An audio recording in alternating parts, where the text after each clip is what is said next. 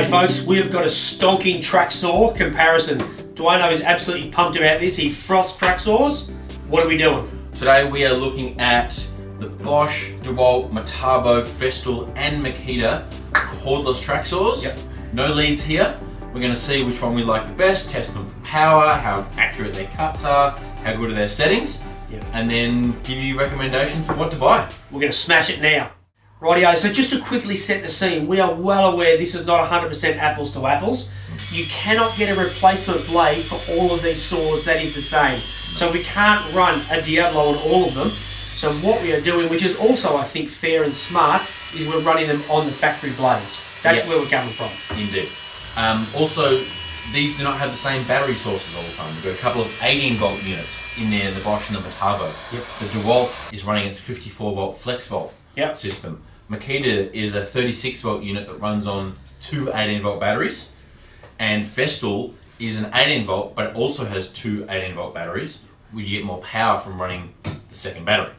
So cut quality, there's a couple of ways we've tried to do this. We've used a white melamine, commonly used in kitchen cabinets, etc. And we've also did a 45-degree cut, so we had a nice long edge to look at in a Merbu panel. Yeah, 22mm Merbu. Yeah.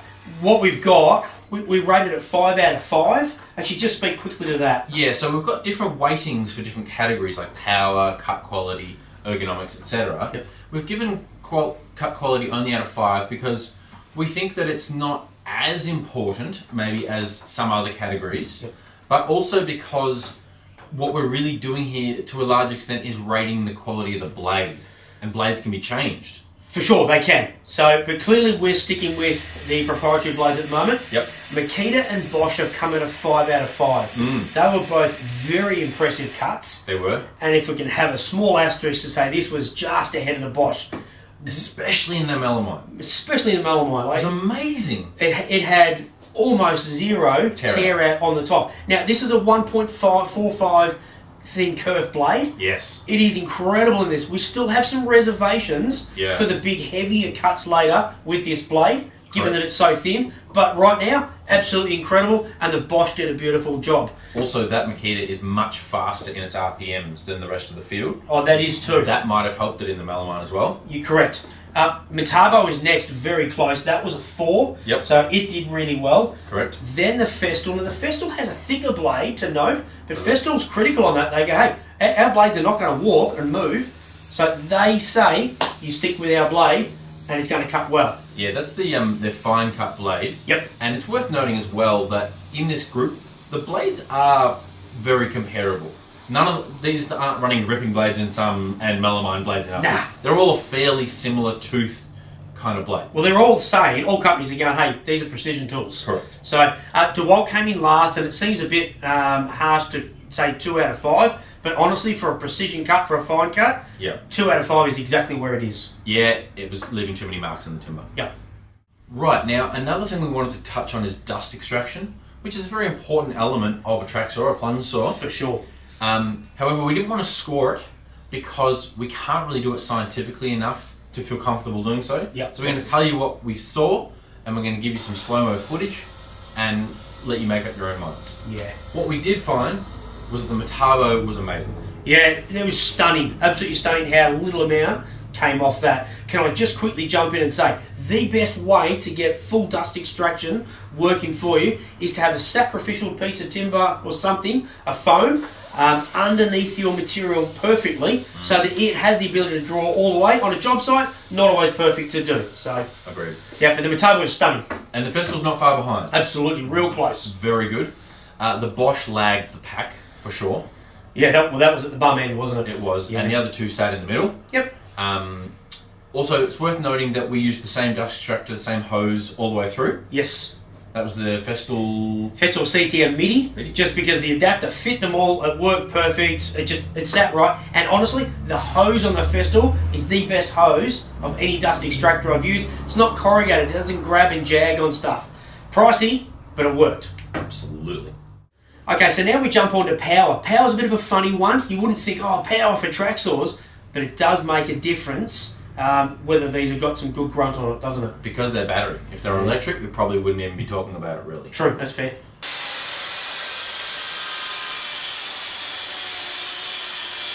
At Total Tools, we're the experts in tools for tradies. If you've got the job, we've got the tool. We won't be beaten on low prices. Total Tools, low prices on every tool, for every trade, guaranteed.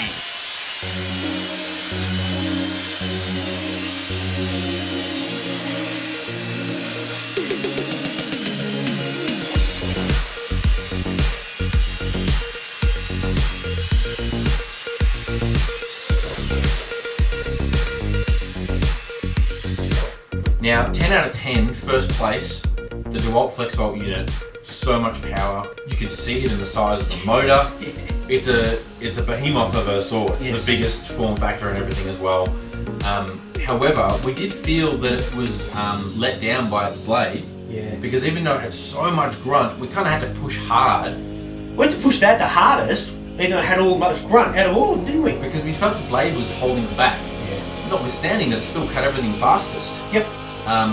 So we think that if you combine that with the results in the cut quality category, which weren't great either for the Dewalt, which weren't great, we think that that needs a blade replacement as soon as you can get one. Yep. And then it would pull away even further from the pack, I think, in power. Agreed. Yep. And what was next? Makita. Okay. Yep. Really powerful unit that we loved when we reviewed it a year and a half ago or something. Yes.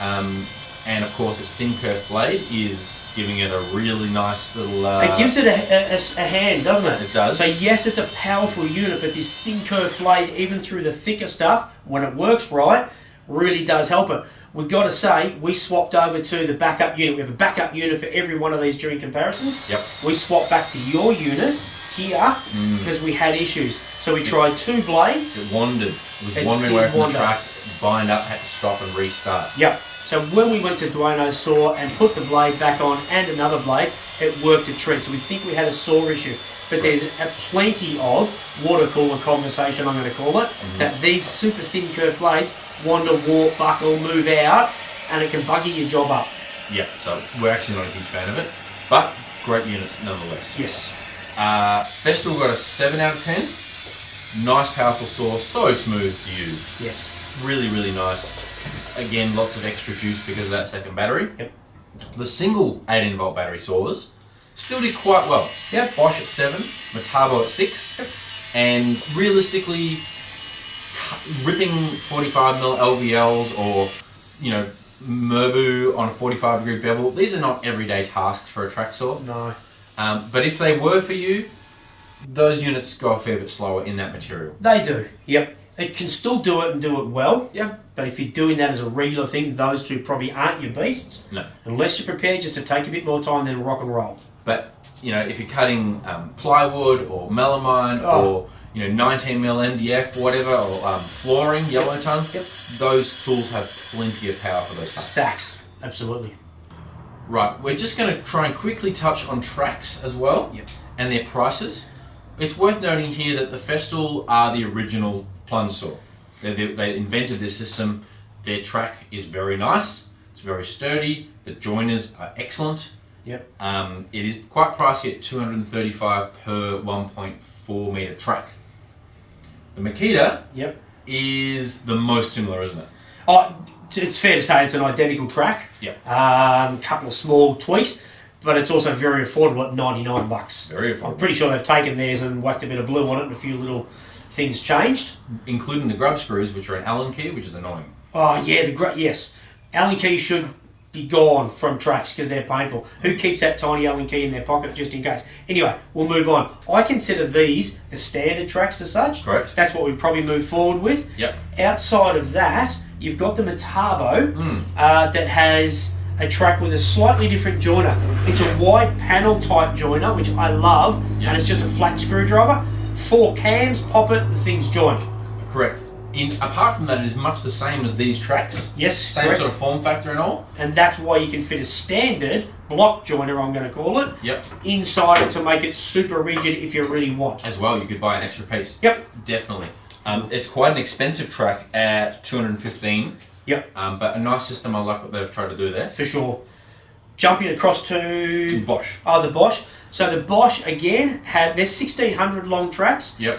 They have the same sort of flat joiner that the Metabo's got. Correct. They don't allow for another standard one to be put in to stiffen it. Nope. It is quite a floppy bit of spaghetti if you join them, because you're at 3.2 metres. Correct. It's a nice system, it's a nice track. Yeah. But if you're going to move it, you want to put it on its edge and lift it that way. Apart from that joiner, which has more flex, the other thing is it's a totally new system where there's a very thin slot in the base of the saw that runs on this track. It doesn't have the standard... Not big wide ridge. No. It's a thin ridge. Correct. In the extrusion. So it's got a lot more bounce than all the other tracks. Yep, 100%. 100%. The great thing that Bosch did, though, with their saw, they obviously went, okay, other people are going to have different tracks.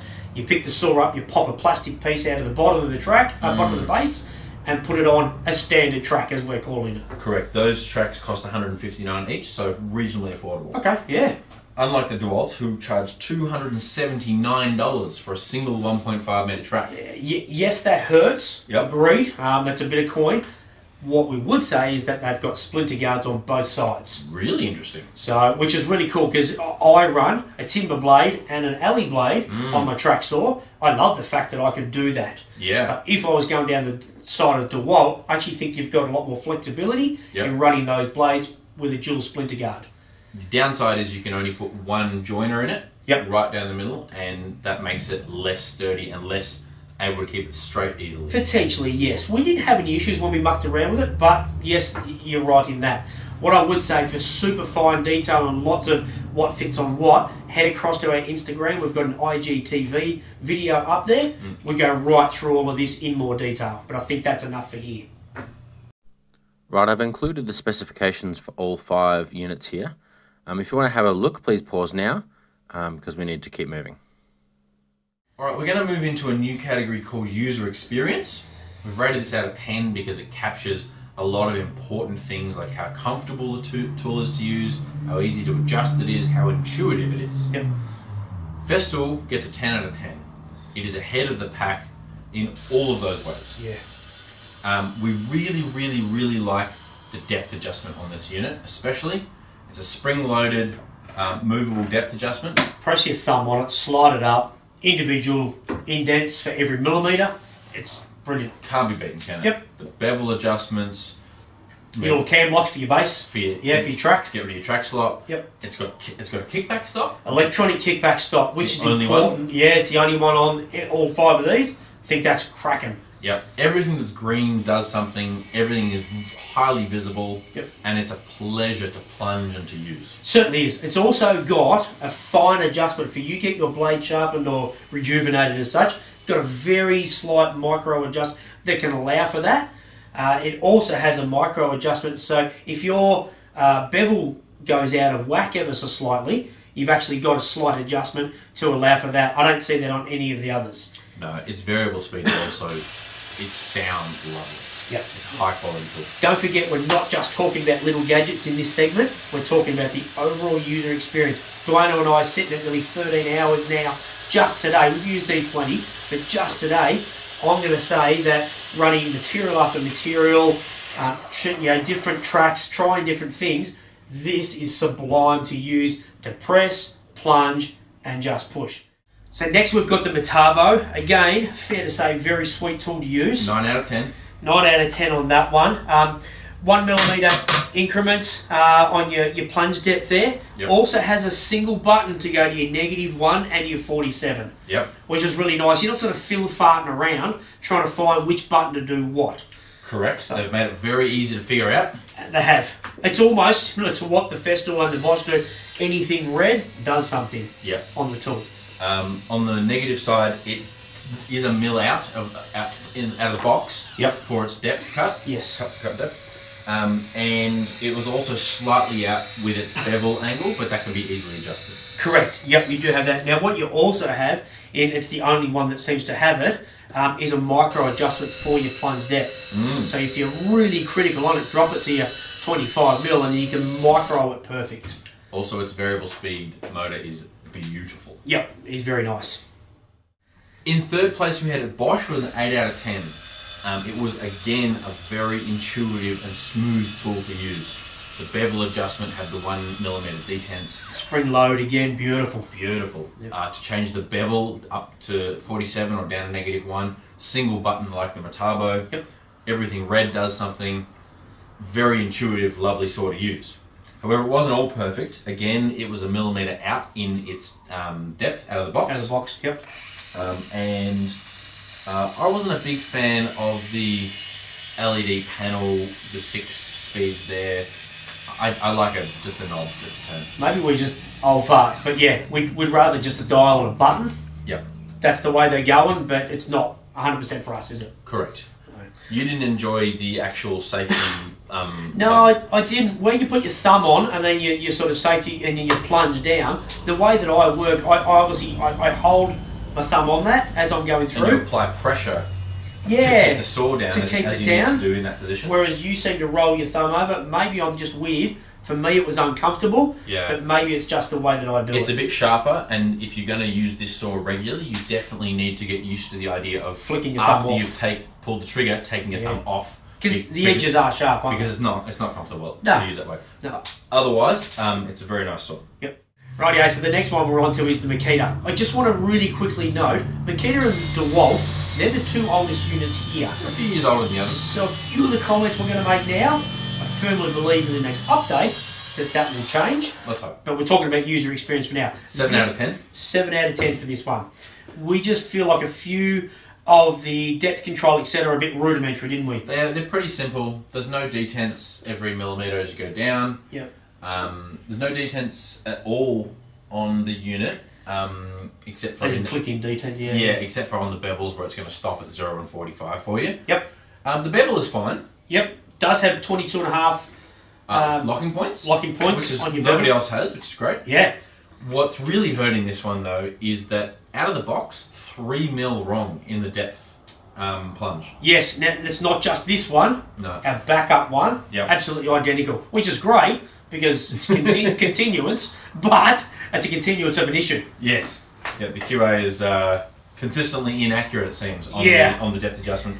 So that was not what we would expect from Makita. No, one thing to note, and I'm pretty sure we had a look around, it's the only one, there's a little flick out switch here on the plate. Yep. When you have your saw on a 45-degree angle, this thing pushes out and it tucks in under a lip on the track, so you're not holding the weight of the saw up or having to have your hand on the base to counteract that weight. True. It's such a simple little thing. Great I idea. really rate that. Okay, and then lastly we get to the Dewalt, who have fared pretty poorly with a 4 out of 10.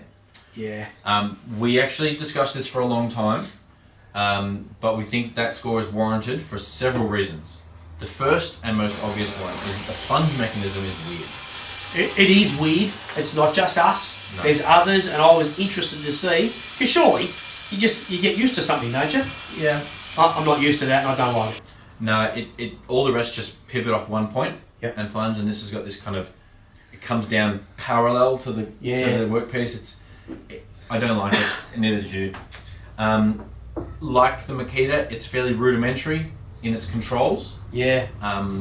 There's no detents in the depth settings.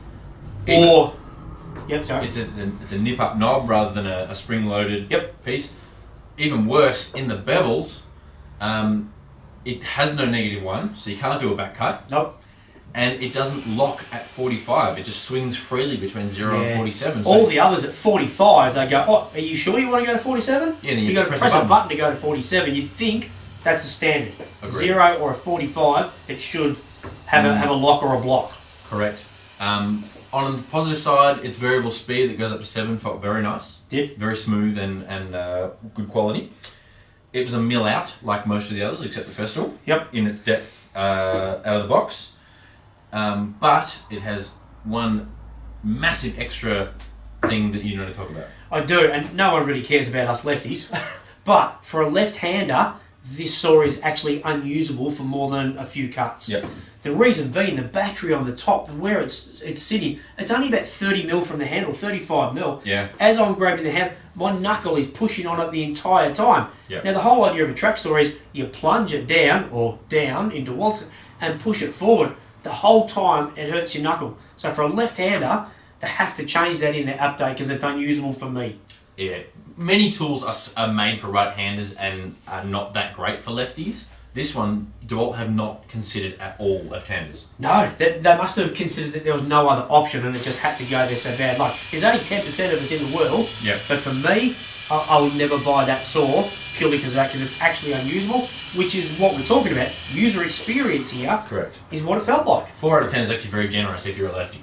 Yeah, and we did tangle on these numbers a lot, guys. Anybody who watches our channel knows that we chew through lots of stuff. If it was slightly smaller, we'd probably come to fisticuffs every now and again. But we don't. Alright, so that gets us to final scores out of 25. Yep. And our winner is... Got another draw. We're gonna start manipulating these scores. 8 draws. No one likes draws. Festool and Makita. Yeah. 21 out of 25. Very nice scores. Not perfect. No. But really good units. I think we both have a little personal fave over here because of how lovely it is to use. Yes. But wouldn't hesitate to own these. I do own this. This is my unit. It's going to go back into my ute straight away. Yep.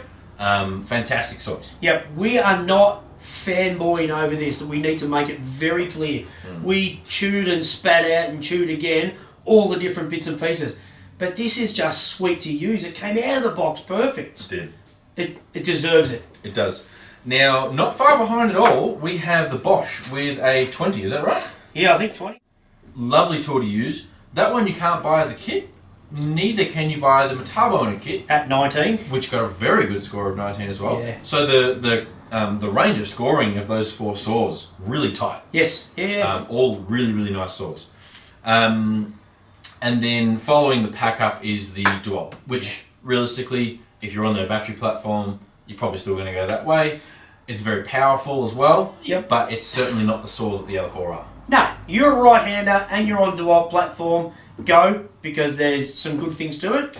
It's also $900, which is pretty expensive. It is actually, that's It's the true. most expensive in the pack. Yeah, what is our pricing? The Festool is $875, second most expensive as a skin. Yep. As a kit, it's definitely the most expensive because you pay a bit for the batteries and the track that you get in the kit. Yep.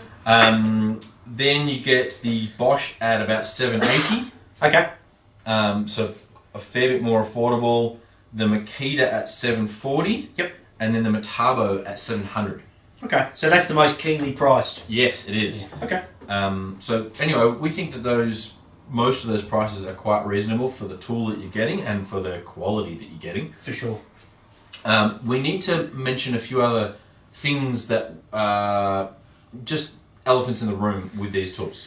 Yeah, absolutely. If I can just butt in for half a second. Sure. If you rate, as we always say in comparisons, the power or the cut accuracy or anything like that more than others, please change your scores right now. Yeah. That's okay. What we're doing now is a bit of an opinion base, but those numbers, change it to however you want. Correct. If you're always cutting melamine, double the cut quality score and halve the power score and you'll get a new winner. Absolutely. Now, we need to note that the Bosch blade is 140 millimeters, which is a bit different. Well, it's completely different to everybody else. It's a bit weird. Yep. They're not all the same, but that's a bit of a strange size. Yep. Fortunately, Bosch have heaps and heaps of blades, and Bosch make good blades. But unfortunately, they're not available in Australia. No. So at the moment, for this Bosch one, if you want it, you can only get their factory blade, and I haven't seen it stocked anywhere yet. Right. So you've got to reach out and find it. Outside of that, there's a Diablo blade, which is a 18 tooth, I think, which is not a precision blade for this. And a Milwaukee, I think. Oh yes, there was a Milwaukee. But they're ripping blades. They're ripping blades. So at the moment, there's only 8 blades you can get for Bosch, and I actually think it's unacceptable. It's been out for 12 months in Australia, and we're still struggling. Europe, overseas, you guys are loving life because you've got a range. Here, it's got to be called out for, come on guys, that has to be fixed. So wherever you are, check that. Yep. If you're going to buy the Bosch. Yeah. That's a bit of a disappointment for us. Maybe COVID's affected the suppliers somewhat, but it seems too long. Possible. I'm a bit dirty on it. It's a great source, so we've rated it accordingly. Yeah. But geez, there's an asterisk on it. There is at the moment. Yep. Correct. There's a couple of brands not here that are on the tip of some people's tongues. Yes. First is Mafel. Yes. Which is, by all reports, an excellent track saw. Yes, supposed to be mint. Very, very good, but that's not available in Australia. It's not a stocked brand here in Australia. Someone did send me a link on Insta to say, hey, these guys stock it, but you try and look it up. It's not easily available at all in Australia. There might be one online retailer, and it's not a supported product in Australia. No. So we didn't have it. And then the other one is Milwaukee, who are releasing a track saw. In America in January, I believe. So it's going to be a fair way away still for us. Could Aussies. mean March 2022, actually, and then a year later for us. Could be. Who knows?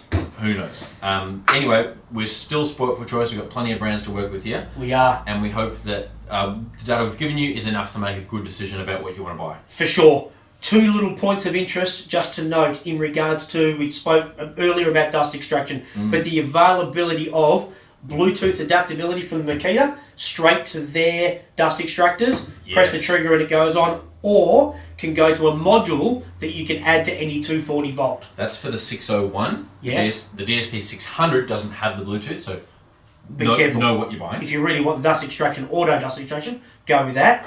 The Festool has it built into their battery, which I stinking rate. Awesome. Doesn't come in the kit yet. Not yet. But if you've got a Bluetooth battery, Yep. just turns on by itself. Really nice. Bang, bang, yeah. And there's another brand coming out very soon, I believe, with Bluetooth in the battery designed for exactly the same thing. We do love it. We do.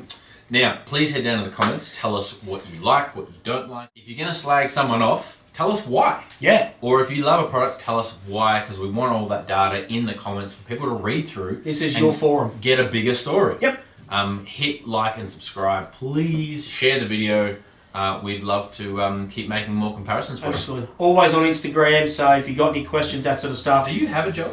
I do have a full-time job and a boss pays me, so hopefully he's not watching this. Thank you very much. Thought it was just Instagram. No, I am on it a lot, but I do turn up to another job 5 days a week. Good, good. Okay. Thanks for watching, everyone. Cheers. Bye.